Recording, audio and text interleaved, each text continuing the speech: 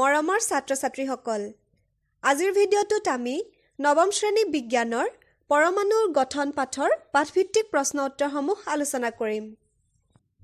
প্ৰশ্নাৱলী page number 47ৰ প্ৰথম প্ৰশ্নটো আছে কেণ্ডেল ৰশ্মি কি? উত্তৰটো হ'ব 1886 চনত গোল্ডষ্টেইনে গেছৰ বিদ্যুৎ মুখ্যনত এবিধ ধনাত্মকভাৱে আহিত নতুন বিকিৰণৰ উপস্থিতি ধৰা পেলাইছিল আৰু ইয়াকে কেণ্ডেল ৰশ্মি বোলা হৈছিল। গোল্ডষ্টেইন নামৰ বিজ্ঞানীজনে কি কৰিছিল? তেওঁ গেছ টিউবত হাই ভল্টেজ বেটাৰীৰ লগত কানেক্ট কৰি বিদ্যুৎ দিছিল আৰু তাৰ পৰা কিছুমান ৰশ্মি বা বিকিৰণৰ উপস্থিতি ধৰা পেলাইছিল, যিবোৰক কেণ্ডেল ৰশ্মি বোলা হয়। আৰু এই কেণ্ডেল ৰশ্মি ধনাত্মকভাৱে আহিত আৰু এই ৰশ্মিবিধত থকা ধনাত্মক আধানবিধক প্ৰটন নাম দিয়া হৈছিল। দ্বিতীয় প্ৰশ্নটো আছে পৰমাণু এটাত এটা প্ৰটন আৰু এটা ইলেক্ট্ৰন থাকিলে ই কোনো আধান বহন কৰিব নে নকৰে?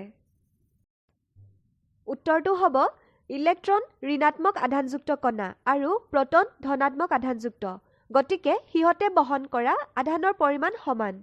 সেইবাবে পৰমাণু এটাত এটা প্ৰটন আৰু এটা ইলেক্ট্ৰন থাকিলে ই কোনো আধান বহন নকৰে। পেজ নম্বৰ 49ৰ প্ৰথম প্ৰশ্নটো আছে থমছনৰ পৰমাণুৰ আৰ্হিৰ মতে পৰমাণু এটা সামগ্ৰিকভাৱে কেনেদৰে প্ৰশম হয় ব্যাখ্যা কৰা। উত্তৰটো হ'ব থমছনৰ পৰমাণুৰ আৰ্হিৰ মতে এটা পৰমাণুৰ ঋণাত্মক আৰু ধনাত্মক আধান সমান মানৰ, সেইবাবে পৰমাণু এটা বৈদ্যুতিকভাৱে প্ৰশম হয়। 2 নম্বৰত আছে ৰাদাৰফৰ্ডৰ পৰমাণুৰ আৰ্হিৰ মতে পৰমাণুৰ নিউক্লিয়াছত কোনটো উপপাৰমাণৱিক কণা থাকে? উত্তৰটো হ'ব ৰাদাৰফৰ্ডৰ পৰমাণুৰ আৰ্হিৰ মতে পৰমাণুৰ নিউক্লিয়াছত থকা উপপাৰমাণৱিক কণাটো হৈছে প্ৰটন। 3 নম্বৰত আছে তিনিটা শ্বেলৰে সৈতে বৰৰ পৰমাণুৰ আৰ্হিৰ এটা চিত্ৰ অংকন কৰা।